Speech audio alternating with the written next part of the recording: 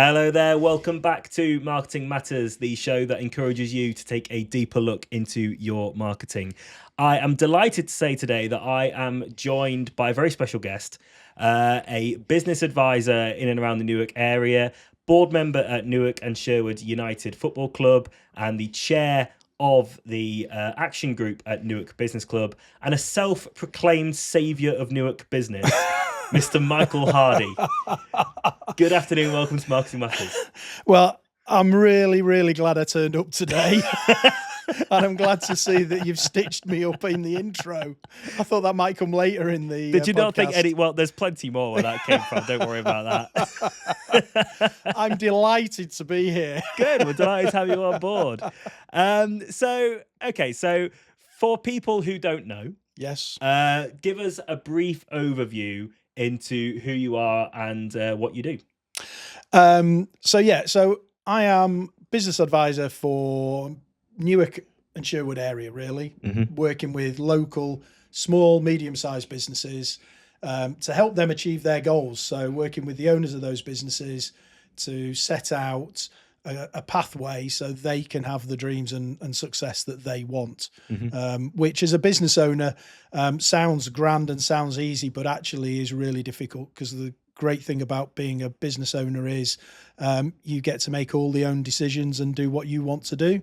But that's also a negative. It absolutely is, Yeah. because there's nobody there just to calm you down and check on you when you need it. So, Bring you back down to earth and all that. Yeah. So hopefully that's sort of my role, is to keep people on the right path with maybe some sage advice using my experience, and and make sure that we have thriving businesses in the Newark area. So you mentioned your experience there. So tell us a bit about your background and Okay. where this all started. This is only a 15-minute podcast, isn't it? So We edit it. We've got a very good editor. We have the cameras there. shout out to Ash there. Yeah. So Ash. yeah, so I started in the brewery. So I worked for Scotch and Newcastle. Okay. And I worked for them for about 14 years, started in sales, moved up to regional sales director, and then got the opportunity to go to work in finance. So ran the UK's accounting services division, which basically meant I signed all the checks for UK for Scottish and Newcastle, which was quite a leap for a little old salesperson from the northwest of England. But great experience and was part of my development. And then a guy who had been my boss very early in my career, senior guy in the business, had put together a team to do a management buyout of some of our old brands, our heritage brands. And he asked if I wanted to be part of that, which meant it looks back now and you go, yeah, that's a dead easy decision. But you were 14, 15 years with a international business, which meant you had security, pension, all of those things, versus leaving that, taking the risk of investing in a group of brands which were declining by 20%. But saying goodbye to all that security. Exactly. And jumping in at the deep end. Yeah. Exactly. But as my dad said when I told him that I was doing it, he said, thank God for that, because Really? you only get these chances once. And, don't look back, don't regret what you didn't do, Well, it's funny you should say that, because Chris was on our podcast recently, Chris England. Yes. And he said that his dad said to him, you only regret the things you don't do. Yeah. And there's something that's stuck with me. I had similar advice from my dad and throughout my life and things. And I'm a full believer in that. So, I mean, you must look back now and think, thank God I did it, right? Oh, I mean, it was, it helped me achieve things that I didn't know I could achieve. Yeah. We had 4 successful years taking a brand basket that were declining at 20% to 4 years later, they were the same size they were when we took them over. So if you can imagine that they were going to decline at 20% per year and we stabilized them for 4 years and then we sold them to Heineken. So, that was a success story and something that, set me to have the opportunities that we can now deliver. So, and I learned a lot. Learned a lot about myself, learned a lot about running my own business, because I was, there was 4 of us on the board and how that all works. So yeah, so it made me the person I am from a business perspective.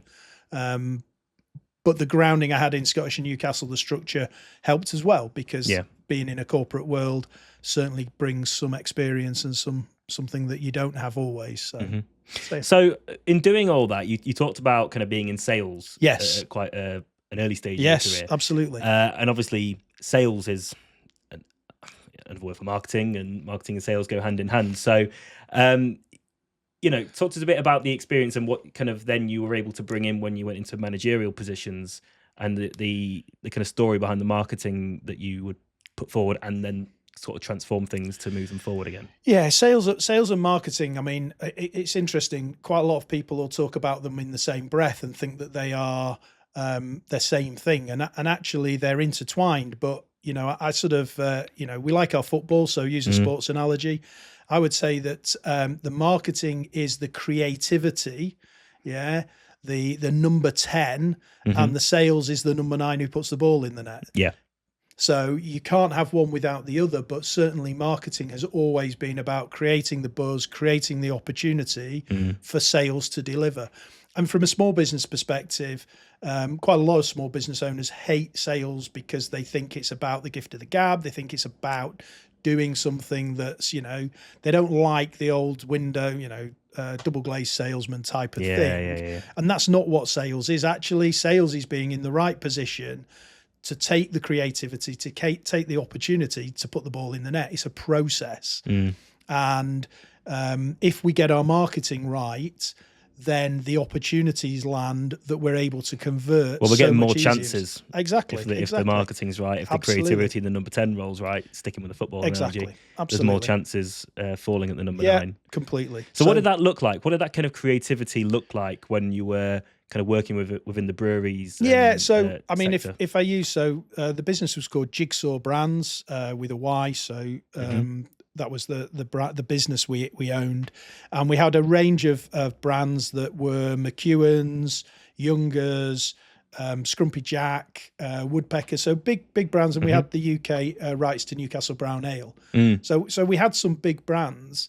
But they'd not been loved. So as happens in big businesses, they'd focused on Foster's and John Smith's, and these regional brands hadn't got the love, hadn't got the investment. So what we did was we went back to basics and gave them they were regional brands. So we took them back to the regions and we invested locally. McEwan's in Scotland, Woodpecker in the Northeast. So it was the creativity to bring it back to life that the locals loved. They didn't like the fact. I mean, in Scotland, you can imagine being forced John Smith's as an English ale didn't quite resonate. But yeah, they won't like that up there. But as for Scottish and Newcastle, John Smith's, the Peter Kay adverts, if you remember those, the Avit and all. I absolutely love those adverts. Yeah, well, that was around this time. So they were putting all their investment, all their marketing in driving people into John Smith's. Yeah. One of my favourites was the diving one. Yes. Oh, yeah. The running bomb. Top bomber. I remember as a child just absolutely loving it. I mean, you can imagine when I was working for Scottish and Newcastle when they came out, and when they came out, I mean, we were, just loved it. Absolutely loved it. Do you remember the Engelbert Humperdinck one? That was actually filmed at the Lakeside where the darts is played. Oh, yeah. So that was a great experience, but working out how a brand engages with its consumer, working out what the consumer of the brand wants is really important, and we worked that through in a way that went back to basics. It wasn't about having a Peter Kay for McEwan's, because that was never going to happen. We didn't have the budget, but having branded glasses and beer mats and posters in the pubs, the locals couldn't, they couldn't get enough of the branded glassware, because for them, somebody was caring about their brand. Somebody took ownership. And I think that is such a key bit that people kind of overlook and jump too far ahead is, first of all, understand your audience. Yes. Understand who they are, what they appreciate, and what they're actually looking for from you. Yes. So, we all know what we're selling, but, what are the, in your case, if it's, beer, then not really buying the beer, they're buying the experience around the beer. Absolutely. And then so you being able to understand what people are looking for, and then being able to grow the brand Yep. and champion the brand in Absolutely. that way. Yeah, I mean, it all sounds simple when we sit here in a chair and talk about it. It is, but delivering that and engaging the people and doing all the right things and consistency. You know, how often do we talk about, yeah. you know, it's not just about doing it once. Yep. Actually, marketing is about consistency. Going back to the football analogy, you know, it's about putting the ball in the same place over and over again so that the striker knows to arrive at the right time and where it's going to bounce and what he's got to do. Marketing's that thing. Getting the brand, getting the information in front of your audience at the point of which they want to consume it in being case, and how you present it. I mean, if you imagine going back in, you know, it was 2007, 2008, you know, you went into a pub in Scotland and it had John Smith's on the bar and McEwan's on the bar because they'd forced John Smith's on the bar, which was fine because that was the business focus. If you bought John Smith's, you got it in a branded glass. If you bought a McEwan's, you got it in a plain glass.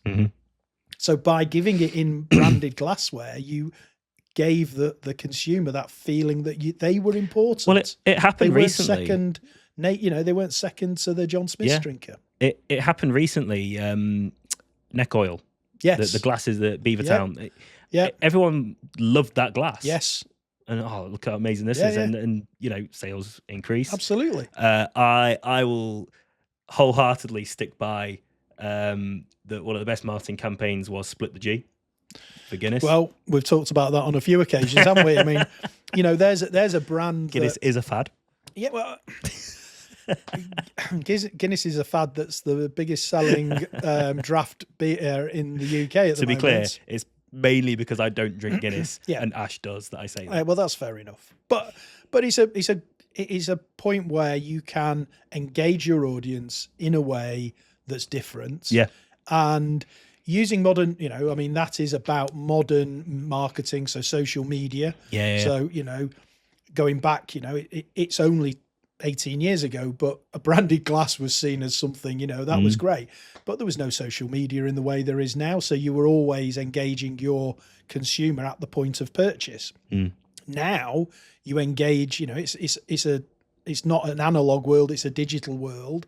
So you're engaging them when they're not in the point of purchase, because you're engaging them through TikTok, social media, that makes them want to do something different. Things that, you know, didn't exist when you were, you know, working alongside like your John Smiths and things like that. Absolutely.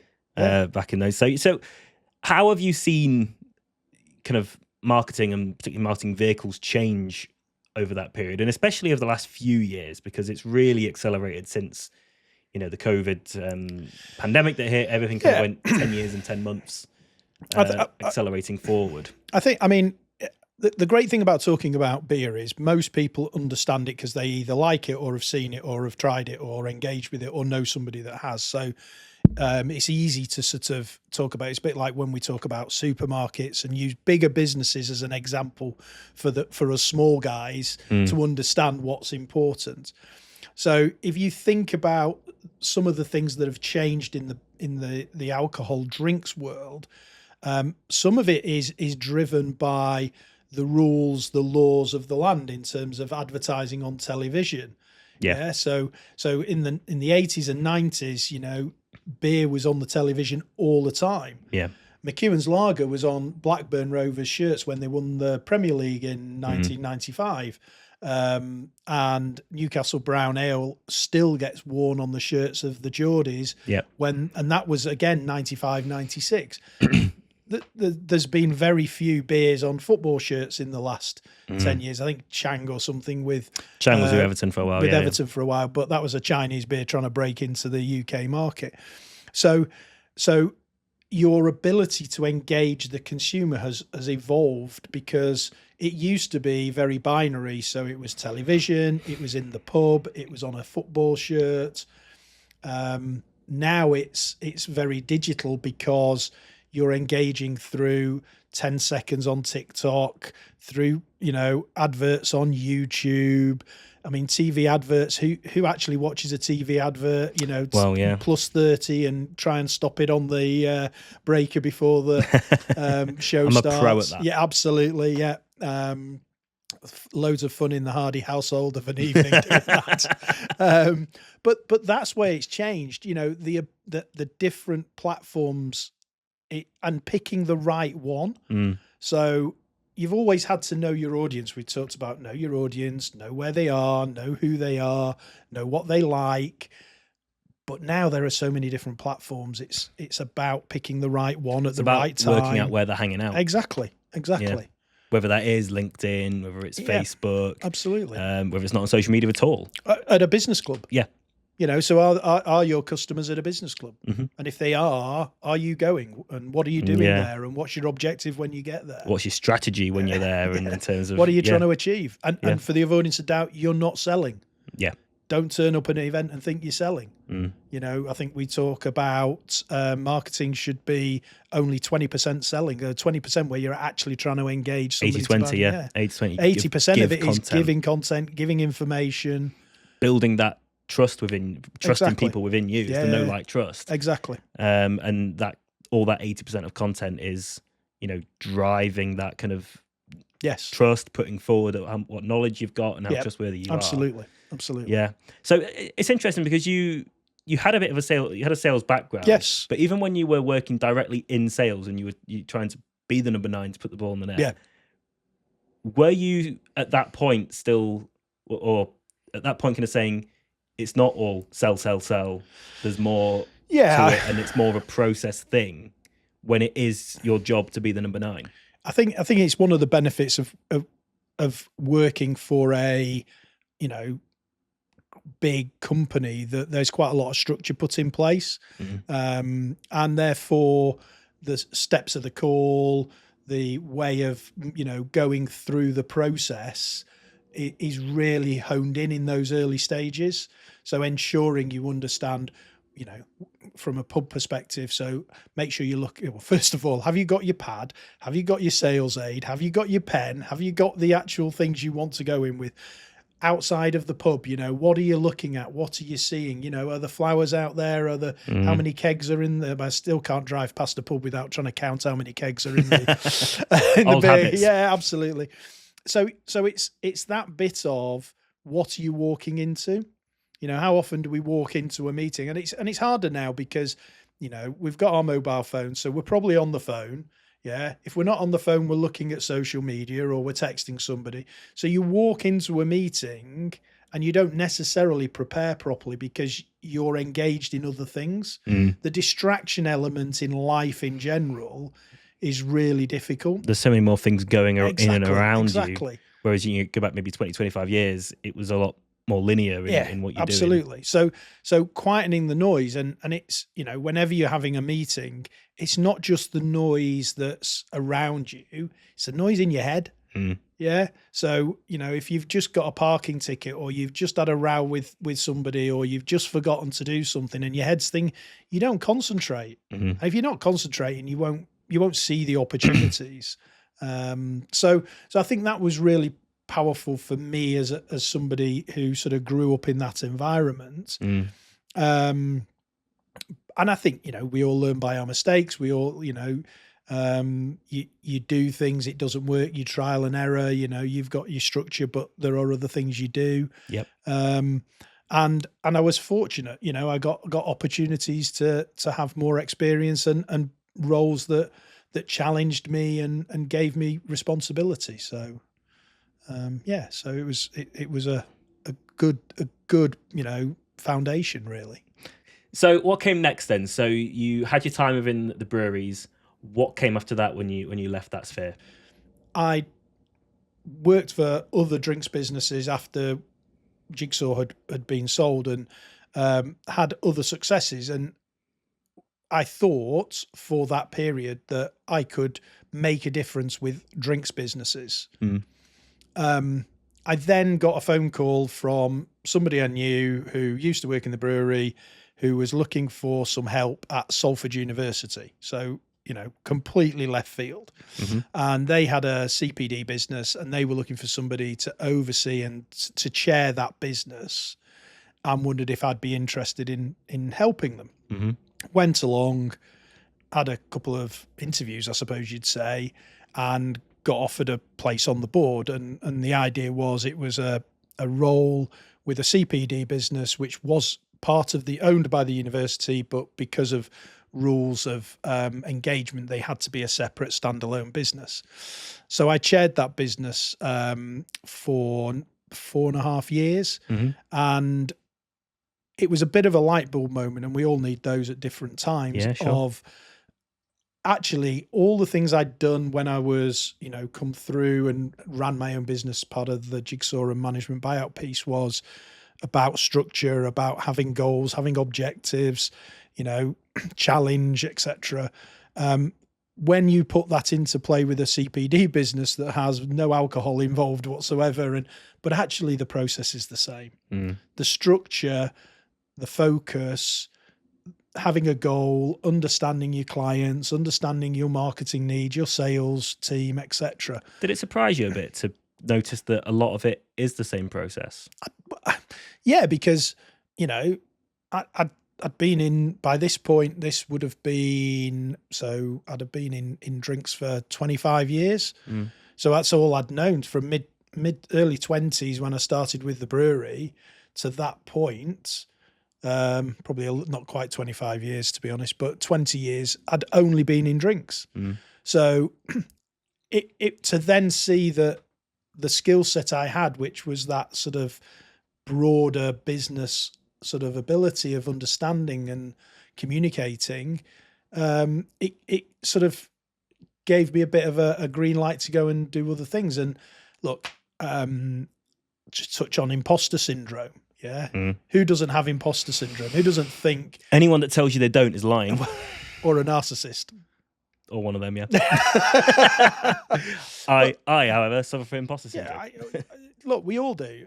And I think you always question your ability and whether, you're good enough, whether, are people being genuine, et cetera, et cetera.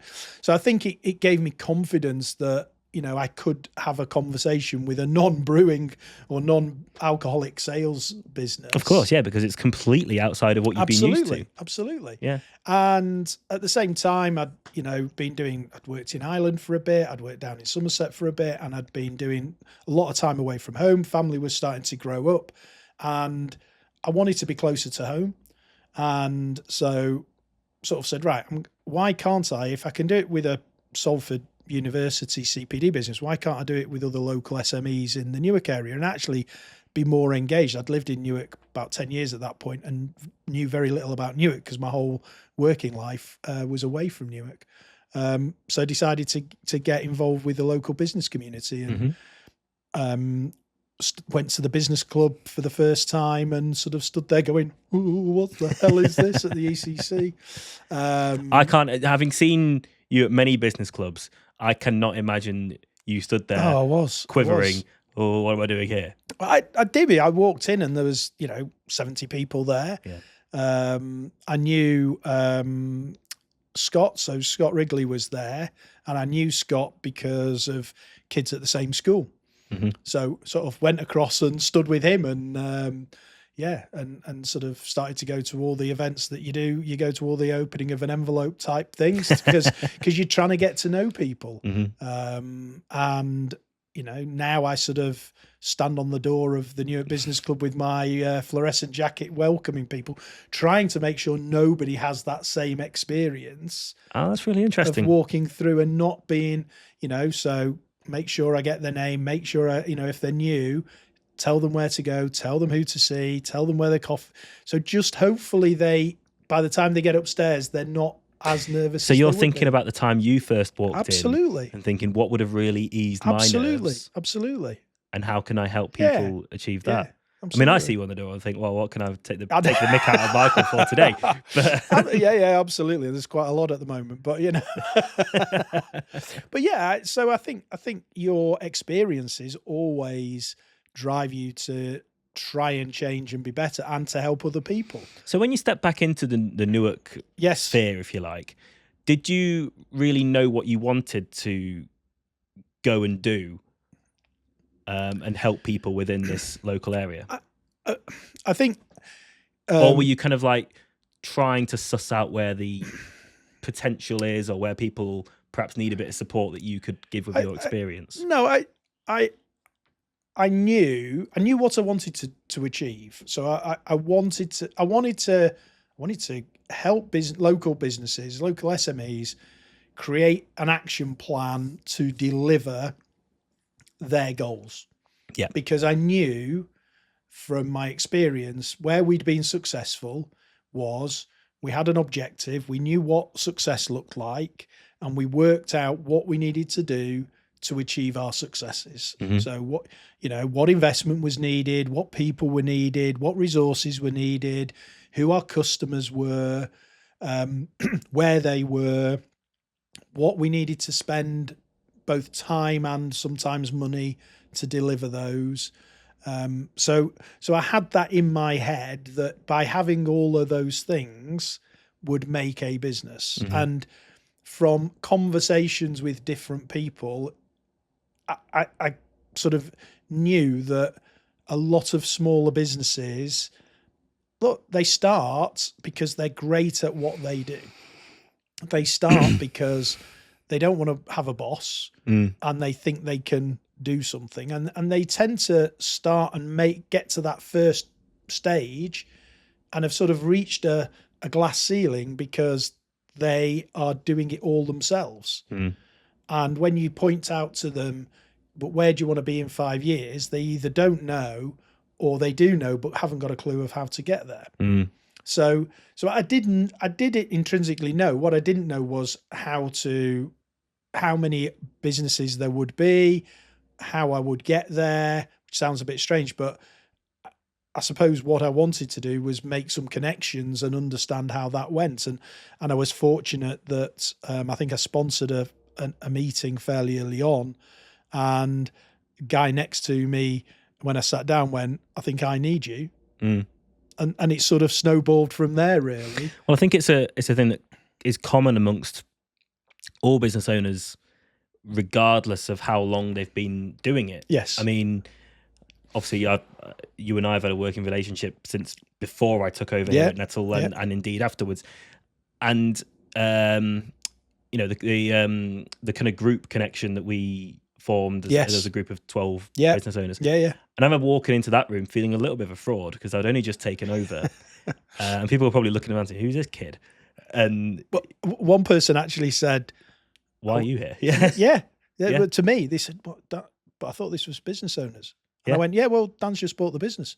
"Oh my God, I didn't know." And that was sort of like, you know, and it was like, calm down. He has every right to be here. He's legitimate. Although your imposter syndrome would have told you weren't. Oh, absolutely, yeah. I was looking around thinking, that these people know so much more than I do. But then it's interesting that you start to chat and you realise actually you're, you know, facing the same kind of issues that I am. And, you know, everybody along the step is always facing these same kind of recurring problems, but just at different scales, and different levels. So yeah, I found that really, really interesting. Yeah, walking into that room and discovering that everybody is in the same boat. And I think you put the idea forward to us of, do you have a job or a business? Yeah.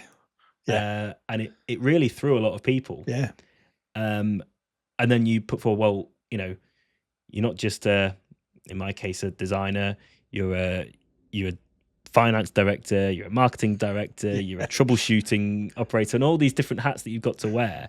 So is that the kind of thing that you discovered or recognized that people needed help with, and that was kind of your niche to find within the local community? I think that one of the dangers is, and we, you know, I'm sure every business owner would recognize this. You sort of go, I sell X, and everybody needs what I've got. Yeah. And I know everybody needs it, but how do I get across there? And well, everybody might need it. Not everybody wants it. Yeah. And it's a timing piece. You've got to find the right time to find people at their stage where they're ready to change from I don't need it to I need it. And I think that's just something that I've grown into, in the sense of I can now talk to people in a, you know, I've probably got a reputation, good, bad, or indifferent, I don't know, but you know, people know me now. I'm quite well known in the business sort of world of Newark, and people will say hello to me, and I'll be like, I've probably met them at the business club, but they'll have seen me on, one of my action groups or one of my other social media sort of pieces, and therefore they think, you're one of the things is about, I know they say about television, but video in general. I think Chris mentioned this. The mind can't differentiate between actually seeing you. In fact, a client of mine, his car had broke down, so I took him home, and he said, "Come in for a coffee." And I was like, "Where am I going?" He said, "What do you mean? You've been here before?" I said, "I've never been to your house before." In COVID, we used to have Zoom meetings where his laptop was on his breakfast bar for us to have our conversations. He assumed because I'd been in his house on Zoom, I'd been to his house. Yeah, it's just the human brain. Yeah, it works in that way and starts to make those connections. Yeah. So I think I knew what I was trying to achieve, and then it was about not trying to rush. I think, the danger is you try and rush the sell.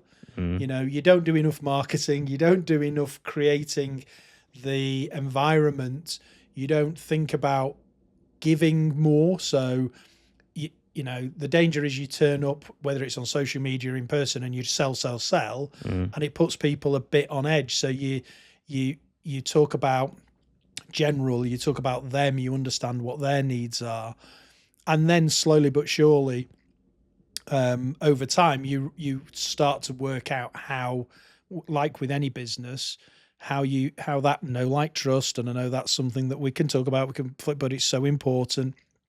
That bit of recommendation. So quite often people will come to me and say, "Oh, I've spoke to somebody you've been working with, and can I have a chat because I've got a few issues," and they think they might be able to help. So I think I build my network from that way. David O'Brien, who I've done some, we do quite a lot of work with. We've done some work with the council, doing some business support programs. So we've engaged over 50 businesses now in the Newark area where they've had some support from myself and David, and both one-to-one or in groups, which is something I'm really proud of, and still get people who have gone through that, who come up and talk about me as still their business advisor. They still still phone me up and go, "Can I have 5 minutes?" And that's really powerful. But it's that bit of giving back and helping people see that there's more to it than just where they are. We talk about working on the business, not in the business. Yep. Very easy to get your head down and miss the bigger picture. It is, and you end up on this kind of hamster wheel going round and round. Absolutely. So when you're working with local businesses, yes, how often, and I'm guessing it's every time, does the topic of marketing strategy come up within the first sort of meeting or two? I think what if I was to go back to when you're marketing the business advisor piece of what do you say that captures people is, do you want to grow your business? Do you want more customers? What's the thing that if you said to a business owner, what would help your business? They will say, "I want to sell more." Yeah, and probably 90% of businesses need more turnover, because turnover's cash, cash is king, turnover's what makes the world go round. So by nature, you don't get turnover without sales. You don't get sales without marketing. So, right at the early stage, even when it's a coffee conversation about, how we can help, it's very much into the, look, we work out what your objective is. We work out where you want to be. And guess what? We then build a sales and marketing plan to deliver that, which starts with the marketing, which starts with what are your products and services? Who are your customers? Where are they? What's the purpose of your business? How do you take those things and put them on a plate so somebody can press the button and buy it? You mentioned there the purpose of your business. Yes. And that for me is a really important factor, which kind of gets overlooked a little bit. Yeah, absolutely. And we recently did a show about brand, yes. and brand versus branding. Yes. And how the brand message, the values, the customer experience is often overlooked. So how Is that something that you find as well, that people kind of almost forget to really put the work in on that? And, you know, how do you want your customer to feel after they've worked with you? What experience ideally do you want? You talked about being at Business Club, of what experience you would have wanted when you first walked through the door. Is that something that you feel gets overlooked a little bit? Yeah, I don't think it gets overlooked in the sense of for small micro businesses where it's one or two people, in some ways, because it's intrinsic in you, and you treat people as you want to treat them, and therefore they get the experience from you. In some ways, that's the easy bit. It's go back to, I want more sales, I want to grow. Well, okay, so what's your capacity for people? So you start recruiting people. It's having the values. So values is important. The purpose is important. That all your team are doing the same. So what you find is, as businesses grows, having the same purpose, the same values continuously as you grow is really important.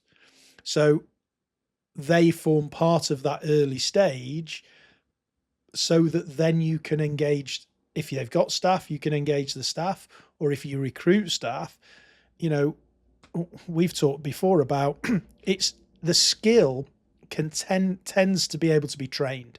Yeah. The will, the values, the personality. Absolutely. You can't train that.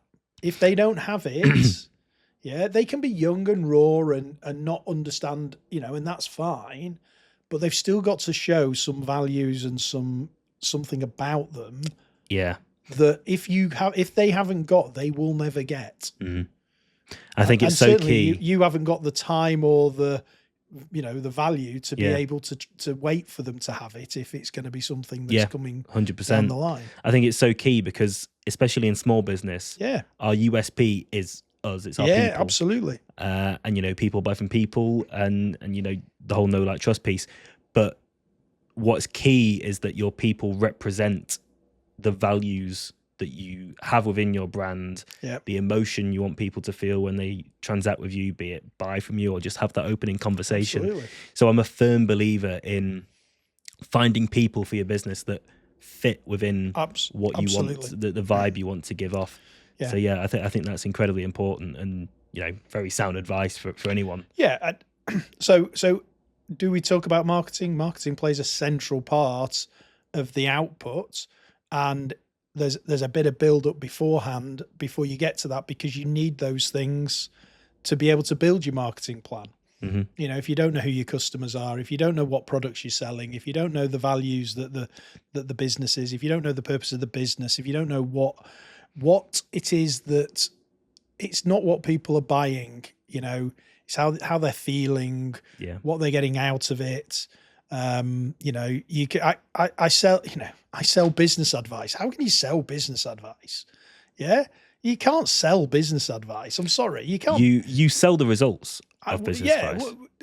What the reality is hopefully, if I'm doing a good job, I'm giving confidence to the business owner that actually they're not a fraud, that they can do this, giving them structure and delivering results over, not just in the next 3 months, but over time and time again, that delivers.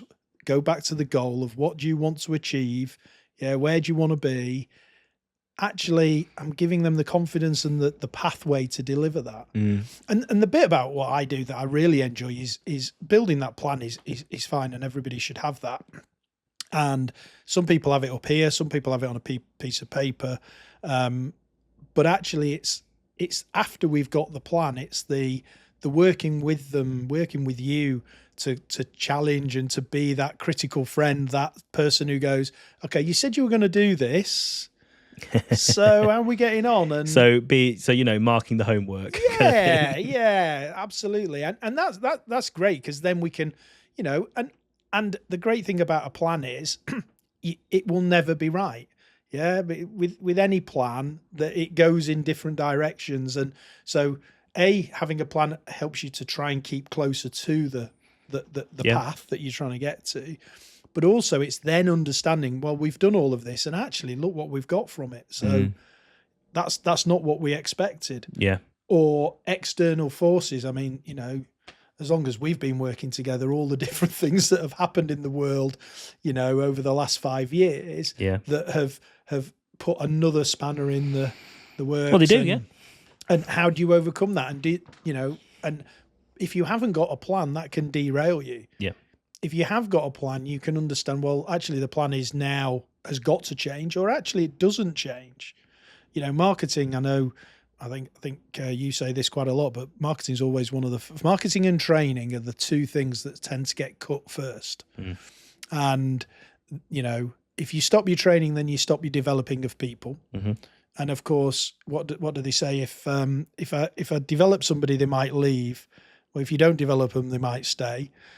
And then marketing, well, I can't afford marketing. Well, you can't not afford to market, because, if you're not keeping that on with people, then how are you going to get them to come and buy from you? Yeah. And I think having a strong marketing plan in place makes you less likely to say, well, we need to cut that off. Absolutely. Because you do see the results of it. You see what works, what doesn't. And I think the flexibility to be able to say, okay, well, that didn't quite work. So maybe we ditch that, or we evolve it in a certain way.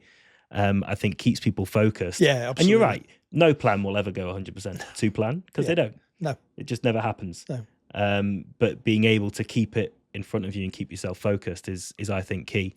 So I was just going to say, we've certainly had podcast bingo in terms of some of the analogies, and the one I was going to say before you say is that is always, when you've got a plan, is Mike Tyson always said, everybody's got a plan of how to beat me until I hit them on the nose. It's very true. Well, it is very true. We all have our best plans. Just look at last year, for example. We've all got these great plans of how we're going to navigate the year. Then bang, change the government. Absolutely. Everything changes. The whole landscape changes. Yeah, exactly. One thing I'm quite curious about. So you've had experience in the corporate world. Yes. You've had experience in the local business world. Have you noticed any sort of... Because people often, when we talk about kind of grander scale marketing, you go back to John Smith's campaigns and absolutely. things like that. People tend to think, well, that's another thing. That's like above. That's for the big boys to play with. Have you seen that, like, the kind of techniques and core messaging, if you like, can kind of sit the same, but on kind of differing levels depending on budget and, size of audience and things like that? Well, I think you've always got to, you can't do marketing without investing, but you've got to, it does go back to the basics, that the big brands spend a lot of money on marketing because they are engaging their consumer, and they have a big consumer base. So they're spending a lot of money because that's how they reach their consumers. In a small business, you don't have as many customers, but you've still got to reach them. And you've got to understand whether that's going to a business club meeting. Going to a business club meeting is marketing. It's not sales. It's putting yourself in a position where you can share information, give information, not sell, to potential clients. Yeah. And that's marketing. So you need a plan for whether you're a small business or a large business about what you're selling, who you're selling to, and how you get it in front of them, how you market your brand. So you've got your brand identity, you've got your brand image, your brand personality. You then know the consumer, you know where they are, and then you start to fit those things together. And is that the same journey along? Yeah, absolutely. Corporate world, local world. It shouldn't matter. It's still marketing. Now, if you haven't got lots of, in actual fact, it's easier today than it used to be, because you can do it on your phone.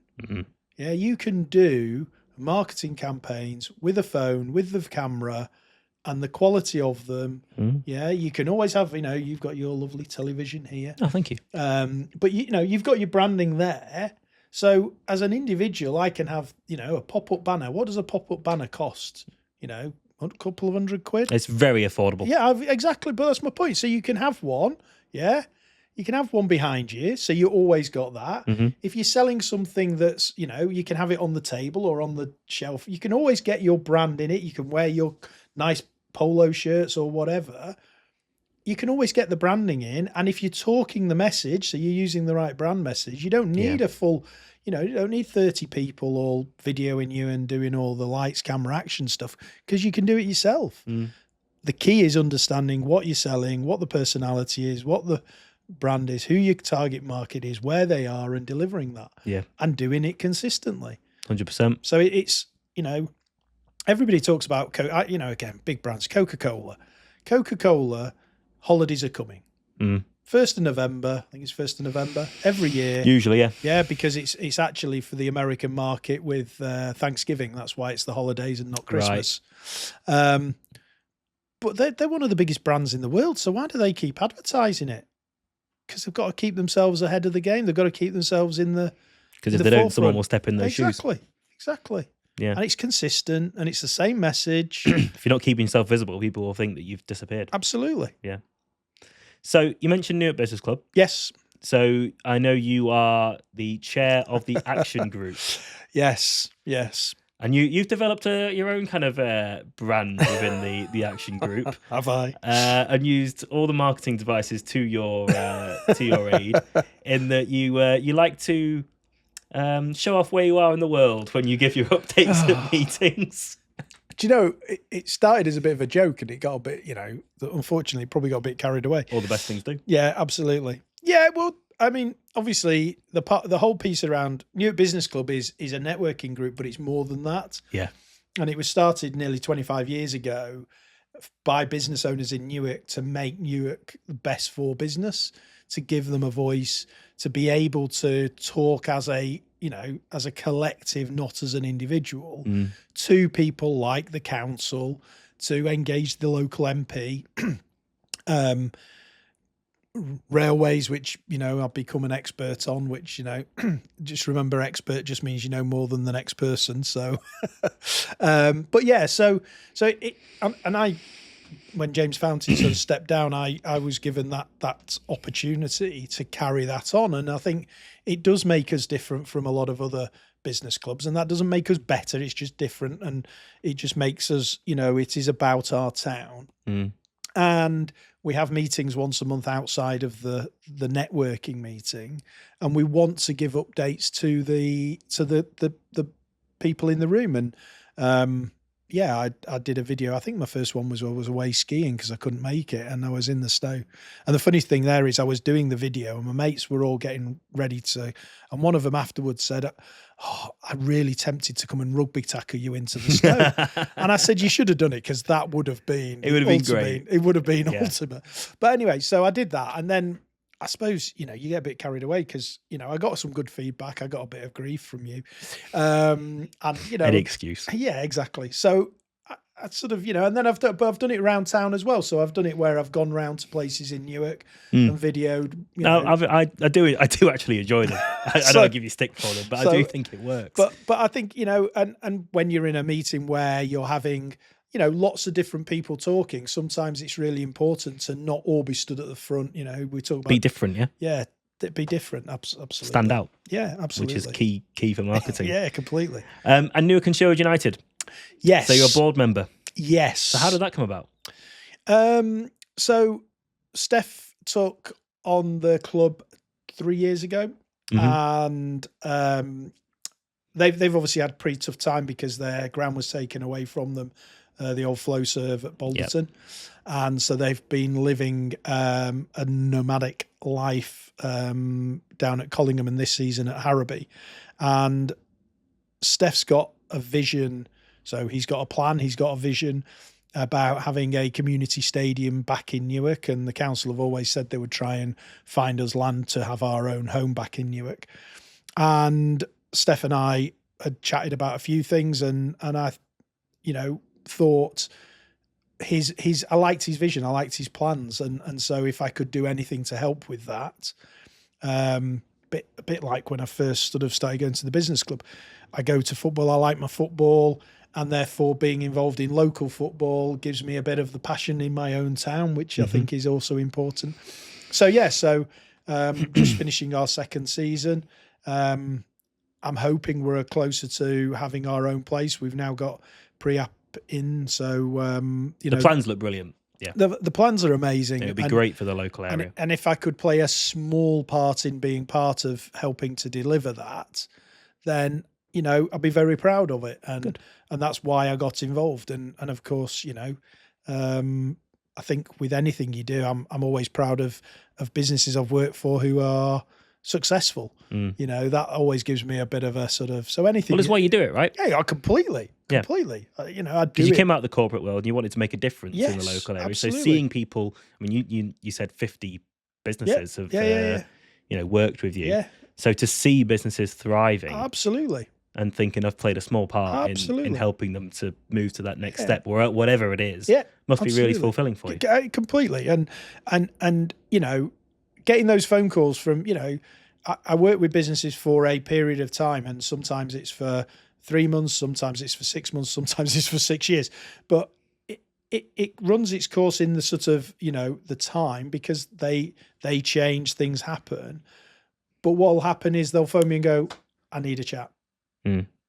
Out of the blue, can we just have a, it's our annual. They don't really know what they need to talk about yet, but they know they need to talk. But they know that what we've done before has given them the confidence that they've got a few challenges, and then we talk, and then we talk, and then we, and quite often, quite often they just need somebody to listen to them who's not in the business, who's not got their head in the sort of the day-to-day, who can actually say, yeah, that's right. And why is that? Because they're not working on the business. And running a business is a lonely place. It's a lonely place. There it is. Your favourite saying. We got it in there. It is, yeah. I mean, if you're, and actually, sometimes I'm a marriage guidance counsellor, because when it's husband and wife running a business, that's pretty tough as well. Well, you're a best friend counsellor for us too. So yeah.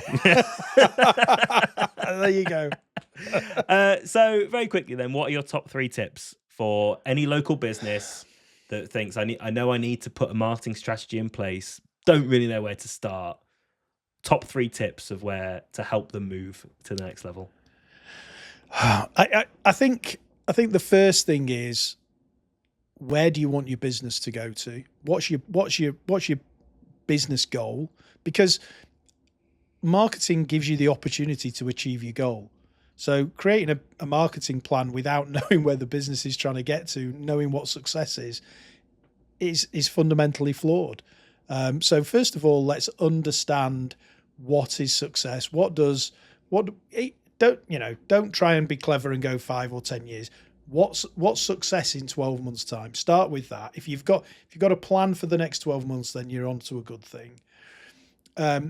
Understand, if you've got a business, then people are already buying from you. If they're buying from you, you must have something that's worth buying, because people don't part with their money. So understand who is buying and why they're buying. And then you can build your marketing plan to target other people who are similar. So, understand what success looks like, understand who is your customer, and then build your marketing plan to deliver against that. Brilliant. Michael, thank you so much for coming in. It's an absolute pleasure. Thank you very much. Been really interesting listening to your story. Thank you very much. And look, congratulations with the podcast. I'm enjoying listening. Fantastic. Thank you very much. So that was Marketing Matters with Michael Hardy. A very in-depth chat there, and we hope you managed to get something useful out of it. Join us next time when Ash and I will be discussing a brand new topic within the world of marketing. And remember, if anyone you can think of would benefit from listening to us have a chat, please do invite them on. But until then, bye for now.